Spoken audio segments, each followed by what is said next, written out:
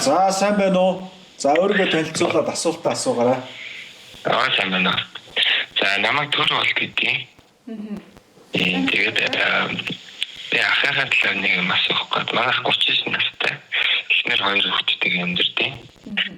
Тэгээд хинжээний өрн орчод авахгүй тэр нь яаж юмсан бэ гэхээр манай ах нэг ахын найзууд над руу залгаад тэгээд ингээд уц авахгүй аваад байна.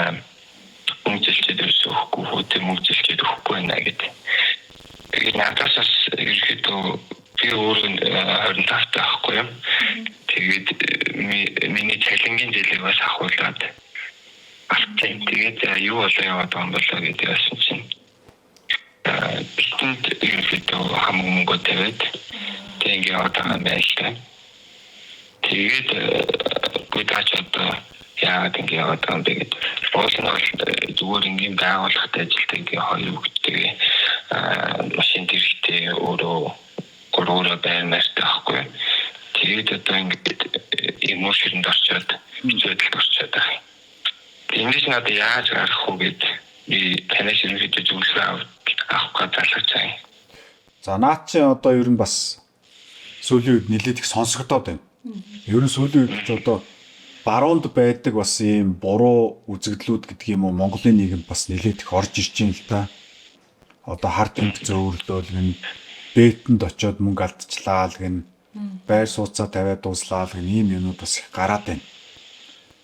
За энэ юунаас болж байгаа гэдгээр суурь шалтгаанаас сайдуулаа шийдэл ярихаас өмнө ярих хэрэгтэй. Тэгэхээр юунаас болж юм гэхээр энэ сошиал медиатай их холбоотой.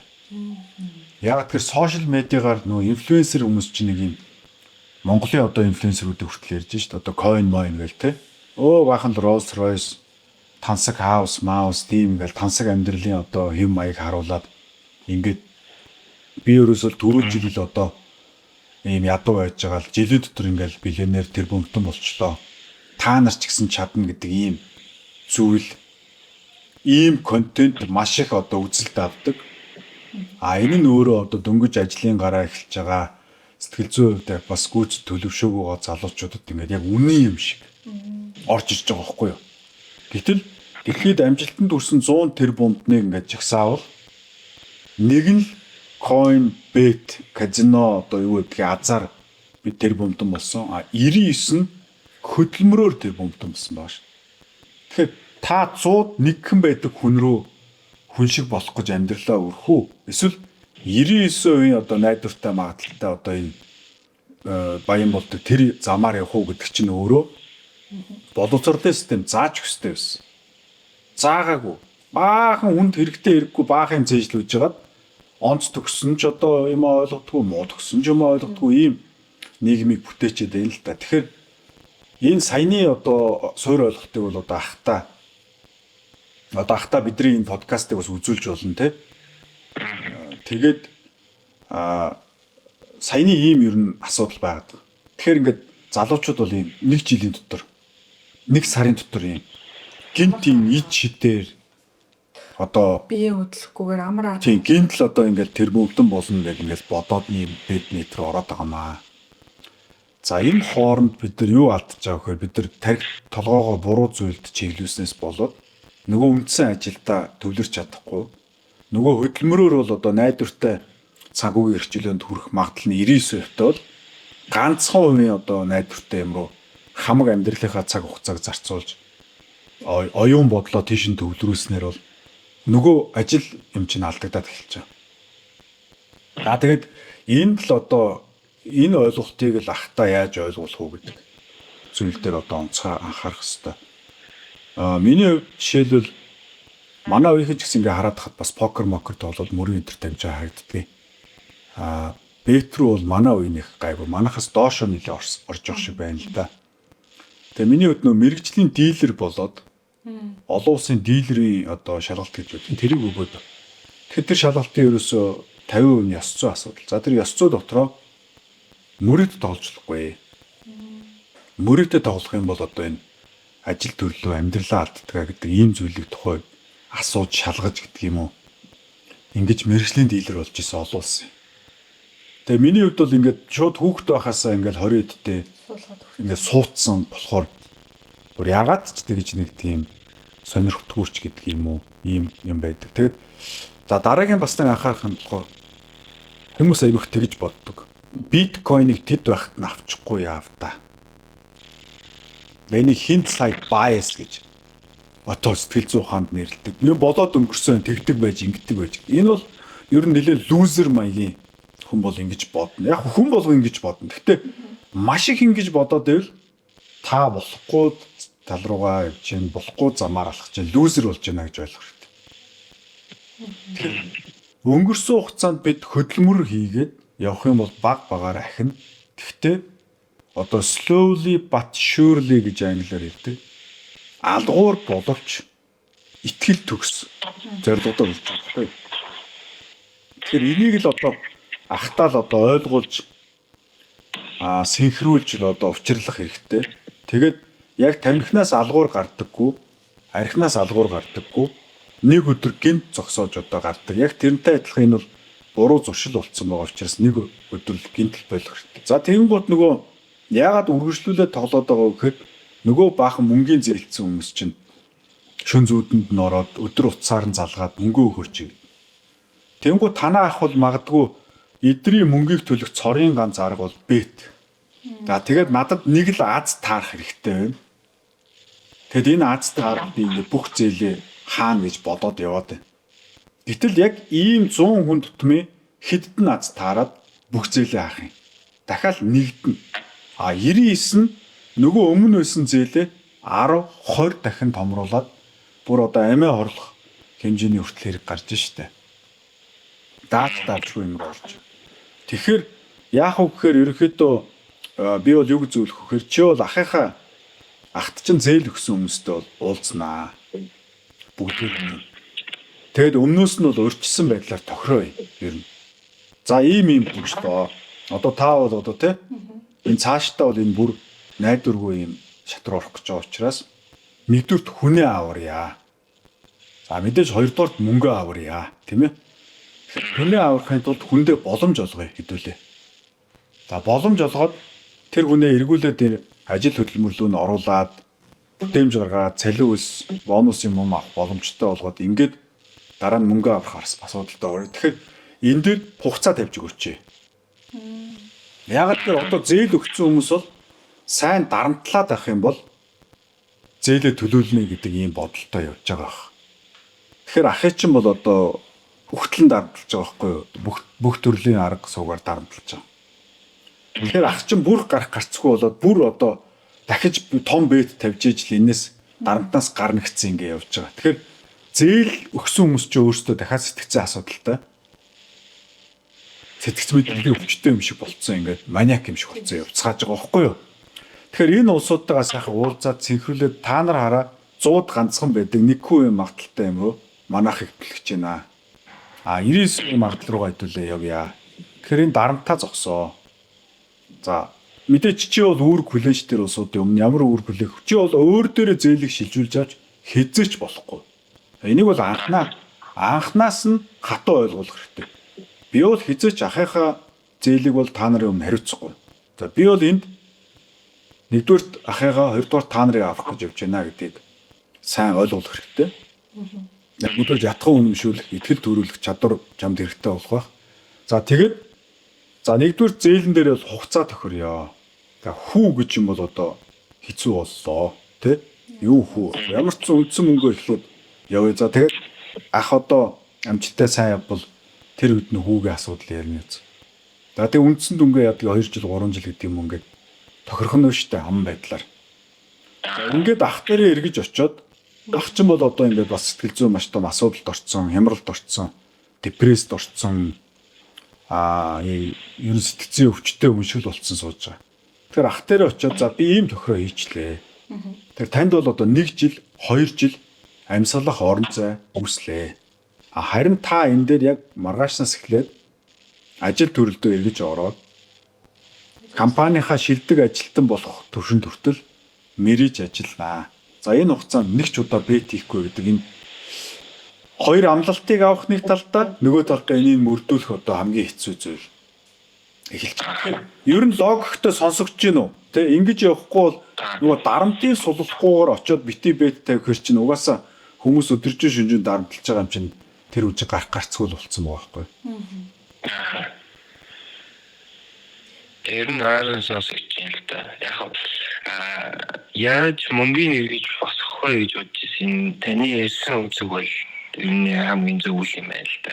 Угаасаа хэмжээний мөнгөийг олох нөгөө арга нь яг дахиад нэг том бит хийх стресс юм шиг те.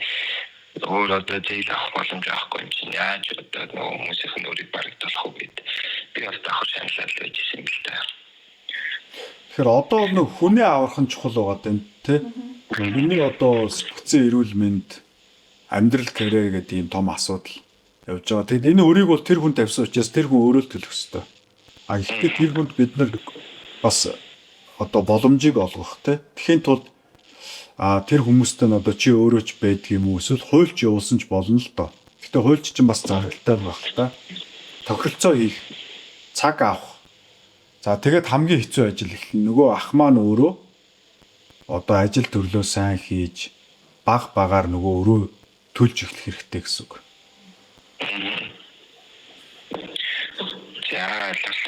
За тэгээд амжилт төсөө бас нэлээд хэцүү бүх хэрэгттэй тулгарсан юм байна. Тэгээд их эвээр яриараа. Тэгээд ширүүлж их загинж зандарч ингэж бол болохгүй. Их эвээр айтайхан ярин дээр тууштай байна. За эхний ээлжинд бол одоо бараг л 24 цаг манах хэрэгтэй болох хэсэг хугацаанд. Тэгээ нөө зөв зуршил руу ингээд нэг оруулаад те нэг сар орчин бол болно. Хүний нөө сэтгэл зүйч өөрөө бид нар чинь 4 сая жил бас аимшигын юм дундуур яваад гарсан хүн төрлөختөн учраас хүний сэтгэл зүй бол ер нь суураараа маш их хаттай. За ямар ч одоо хүнд бэрхшээлийг бол давж гарахаар бүтээгдсэн байдаг. Сэтгэл зүй бол өөрөө эрүүл мэндийн. Гэхдээ жоо хугацаа өгсөд. Тэгэхээр нэг юм сар орчим бетийн тавилахгүй. Хүний дарамт авчрахгүй. Тэгээ ажил руу н оруулаад ингээд гэрэл гээгээ ингээд харуулад тэгээ тэрнээс ингээд залахгүй зууруулаад авах хэрэгтэй гэсэн. Тэгэхэд бол тэрэн дээрээ бол ингээд нэг удаа уулзаад хаяад тэр бол нэмэргүй. Тэр байн хажууд нь байж ингэж одоо дэмжижтэй одоо саяа ус ширүүхэн хэлцдэг ингээд. Гэхдээ ерөнхийдөө уян зөөлөн талдаа ингэж л ивэр л үзэндээ. За тэгээ амжилт хүсье. Эцүүгээр асуултаа. За баярлалаа. Энэ дээр яг хөө үлгэр жишээ байхгүй болчиход байгаа юм. Одоо нөгөө ихэн булангартай бол адган булангартай. Ихэн шир алга бол бөөр алга бол унга нь шир алга гэдэг шиг. Ер нь хүний нийгэм гэдэг чинь дээшигээ харж үлгэр жишээ авч явдаг. Гэтэл сүүлийн 35 жилд ингээд Монголын төрийн орой дээр заларсан улс төрчид бол хулгай дээрэм, архит дарс, одоо авгаа өөхний юм завхаа явдлаар нь л бид нар таньдаг мэддэг тэргээр л алдаршиж байгаа байхгүй юу. Инхээр чинь ингээд энэ залуучууд нийгэмд одоо хөдөлмөр хийж байгаа энэ хүмүүст ингээд ямар ч итгэл үнэмшил, бахархал, харж дуурайх юм. Энд чинь Чингис хаанаараа бахархчаад. Гэтэ тэр чинь 800 жилийн өмнөх. Зураг нь хүртэл одоо бид нар тал ямар хүн байсан мэдгүй. Гэтэл энэ яг одоо энэ лидер гэдэг байгаа. Энэ манлайлаад байгаа. Энэ 30-тай, 40-тай, 50-тай энэ төрийн дарга хийж байгаа улсууд чинь эрүүл сарвал зөв хөдөлмөр одоо энэ бүтээл те одоо энэ амжилт энэгээрээ дагуулах хэрэгтэй байхгүй юу? Тэгээд 90 оноос өмнө бол бас тийм байсан үлгэрч авахар хүмүүс бол байсан гэж ойлгож байна. За 90 оноос хойш бол одоо ийм улгааш дээрэмчээ юм шиг завхаа зайдан архичин ийм улсуудаар төрлөө шүү дээ одоо лидер гэдэг улсууд нь тийм ээ. Тийм учраас ер нь одоо Монгол улсын өнөөгийн төрийн дээд эрхийг барьж байгаа нам дотроо одоо бодлогын шинжилгээ хийх хэрэгтэй. Нам одоо дээшээгээ дээд түвшний албан тушаалд бол одоо архичин завхаа зайдан ёс зүйгүй, моралгүй, философигүй ийм хүмүүсийг дэвшүүлэхгүй болох хэрэгтэй. Би Монгол ардын нам арчсан нам хоёрыг яриад шүү дээ. Тэгээ энэ хоёр нам чинь өөрөө дотоод нөгөө намын үзэл суртал, намын өндөр босго, шалгуур гэж юм байхгүй, баахан бие чаднуудын цуглуулга болцсон, бизнес амжилт олоогүй, төр амжилт олоогүй, төрийн бус байгууллагад амжилт олоогүй, шинжлэх ухааны байгууллагад амжилт олоогүй хүмүүсийн цуглуулгаар дүрчээд байгаа байхгүй юу? Одоо хог хаягдлууд очсон юм шиг те. Хүний одоо те. Ингээд ийм учраас Монгол Ардын нам Ардчилсан нам хоёр одоо өнөөдөр бол биелж байгаа. Ёс зүйн шалгалт авдаг болоо хүмүүсээс. Ёс зүйн комисстэй болоо, ёс зүйн хороотой болоо. Тэргээр одоо тэр ёс зүйн код ямиг давсан хүмүүсийг тэр намын одоо их хурлын гишүүн тэр намын бодлогын аппарат руу дэвшүүлдэг ийм нам шинчлэгдэхгүй бол намын төрийн чинь нам бариад нам чинь асуудалтай учраас ингэж ш. Тэгэхээр Монголын нийгмийн эдийн засгийн нүүрс бүх асуудлыг хөөсөрөөд энэ хоёр нам дээр очиж байгаа. За тэгэд мэдээж намын лидер тэгж явна. Яг жирийн залуучууд бол төрд байгаа энэ төрийн сайд дарга нарыг л харж байгаа. Ерөөсөө нэг олигтой мэдээ байхгүй. Тэгжээл нэг гिचээл дандаа л нэг юм шилийн сайн ирсэн юм уу хайш одоо нэг дээрэмчд шиг л нэг юмнууд л байгаа байхгүй юу. Тэгэхээр энийг бид нар ингэж улс орноороо ингэж бас энэ бэт гэдэг юм уу те гэр бүл салалт гэдэг юм уу нийгмийн архитект гэдэг юм энэ юм чинь цэгцэр штэ те тэгэд нийгэмд одоо хулгай дээр юм хийсэн одоо ёс ус үйлдэл гаргасан улсуудыг төр борио дээрээ залаад төрийн дарга нарын цуг зэрэгт цуугаад хөгжлийн бодлого энэ төр ярьдаг ч юм уу зөвлөх энэ төр болгодог ч юм уу сайд дарга болгоод дэвшүүлээд тахаар ард түмэн бол хараа за энэ нэг юм ковбой маягийн эвгүй нөхөр ийм ёс зүйн асуудал гаргаад хусагдлаа даа гэж харж итэр хэдэн жилийн дараа хэсэг хугацааны дараа шороо оронд орсон л гэлээ тэглээл гэлээ тэгсэн эргээд дахиад хаан болцсон явж идэх байхгүй. Тэр одоо ямар утгатай. Гэхдээ тэгэл тэр чинь бүр ингээд нийгэм чинь ялцраад дороотоод. Гэхдээ Монгол улс тийм монголчууд тийм амар загсны ой санамжтай юм уу? Монголч ард түмэн бол харжлаа шүү дээ. Тэр нөхдүүд л тэгэл тийм улсуудтай л найзалдаг л байхгүй юу? Угаасаа тийм криминалны улсуудтай л угаасаа л найзалж явж тэр улс төр мөстөр чургасууч тэдрийг хайж чадахгүй байхгүй юу? Ингээд Монгол төр гэдэг дэлхийд одоо бас төр ёсны түүх гэдэг юм уу те энэгээр эхний 5 дээрэмлэгдэхин нэм чинь хэдэн хүн гутааж байгаа байхгүй. Найз нөхдөд одоо те найз юм сайн залуу байгаа. Тэгэл тэрийг тэр гэр оронд бол найзлаач те. Тэгээ хоолунд өгсдөл гэртээ очих хоол өгөөч. Мөнгө төгрөсдөл өөрийнхөө мөнгнөөс өгөөч. Яагаад заавал буцааж ингэж нийгмийг бузартуулж ингээд буруу үлгэрч яваад байгаа те. Энэ юмнууд чинь ингээд ер нь ингээд бас бэтмэт энд юм лөлж байна. Бидэрт үлгэр жишээ зөв үлгэр дуурал бахархал орчин цагийн шин цагийн Монгол бахархал хэрэгтэй. Шин цагийн Монгол Чингис хаан Монгол лидер хэрэгтэй шүү дээ. Тэ? Тэгэхгүй бол одоо чи цөөрлөө шүү дээ. Одоо харъя дээшээ харъя ерөөсөө мэдхгүй. Би одоо 20 хэдэн жил бизнесийн салбарт ажиллаж байна. Мэдхгүй надад одоо ийм үлгэр жишээ аваад бахархчихаар нэг ч хүн гараагүй шүү дээ. Тухайд жоохон залуу байхад за энэ мундаг дарга юм гинлээ гээл жоохон харж итэл авиалагчин юм гин тендерчин юм гин гоё лиценз аваад ард түмний газрын лиценз уулуурхай лицензийг зовчулсан ингэн архичин ингэн завхаа зайдын ингэн гэлээ ийм сонсогдол заа гэл ямар ч хүндлэл болдог. Над одоо мэдхгүй тийм хүн гарч өнгөрсөн гүрсүүлийн 20 хэдэн жил. Тэгэхээр чи бусад бүх хүн л адилхан шүү дээ. Тэ? Нэг юм шилийн сайн ирсэн тухай ярьж байгаа юм шиг л ярьдаг болчих. Тэгэхээр хоёр намынхаа удирдлагуудад уриалмаар байна. Цэвэрлэгээ намаасаа эхлэе. Ёс зүйн сургалттай бол би өөрөө мэргэжлийн дийлэрээр ажиллаж байхад ёс зүйн шалгалт авдаг. Тэр нь ерөөсөө ингээд маш хүнд шалгалт. Тэгэхээр мэргэжлийн дийлэр гэдэг чинь ёс зүйтэй хүн учраас дийлэр болоод байгаа. Тэрээс мэдлэгтэй хүн биш. Тэгээ сүүлийн 35 жил бид нар ёс зүй ярьсангүй дам мэдлэг ярьлаа ш. Мэдлэгтэй залуулгын гадаадад төгссөн юм аалгын хилтэй юм аалгын. Гэхдээ тэгээд хилтэй хүн эрэхтэй болдгоо англи хүн авчираа сайд хэлэхгүй юу. Тэгэхээр хэл диплом энэ юм чинь туршлага хэнд ч хэрэггүй шүү дээ. Ёс зүйн хүн туршлагатай бол тэгэл тэр жуулгаал юм шүү дээ. Одоо хамаг нөхцөлийг мэддэг юм биш тийм. Тэгэхээр бид нөө ёс зүй гэдэг шалгуураа хамгийн том бүх тавьж байгаа шалгуурыг 99% болгож тав гэж томруулж ач холбогдлыг ингэж гаргаж ирэх хэрэгтэй байхгүй. Тэгээ одоо яг нь Монгол улсын төр дээр шинэ хүмүүс сая гарч ирж байна. Шинэ ерөнхий сайд, шинэ их хурлын дарга, ардчилсан нам шинэ даргатай болсон байна те. Энэ улсуудаа уриалмаар те. Одоо тэгэл үеийн залуучууд байлээ л тэгээд одоо та хэд сэрэд нэг хойно өвөлдэгээр тэгээд бас л нөгөө өмнөх ах нар шиг тэгээ нэг юм үзэгдэл маягтай. Тэгээ эргээд араас нь сонсоход тэгж баяжсан гинлээ гэдэг л яриатай л үлдчихэд байгаа шүү дээ. Тэгж тансагласан гинлээ л гэдэг. Тэгээ болчмоор шүү дээ. Ядаж нэг удаа юм хийсэн хүн явж болдгоо юм ч. Тэ.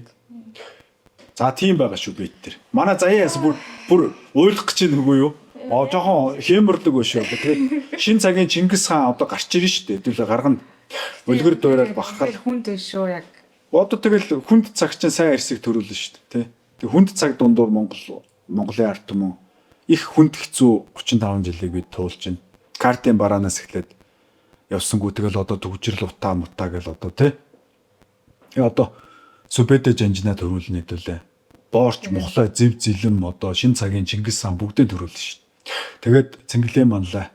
Эхлээд бас хөгжлөөрөө тэргүүлэх цаг удахгүй байна гэж найдаж байгаа шүү. Хэдүүлээ subscribe ботноо дарахаа мартаа. Яг энэ хавьд байгаа хаа. Яг энд. Уггүй жоох ийшээ ч юм уу. За яа тавьтлаа шиг. За тэгээд subscribe дараа. Тэгээд хажууд байгаа хонхыг бас дарахаа мартаа. Ингийн бас тань шинэ контент орох олгонд мэдэгдэл очих болно шүү.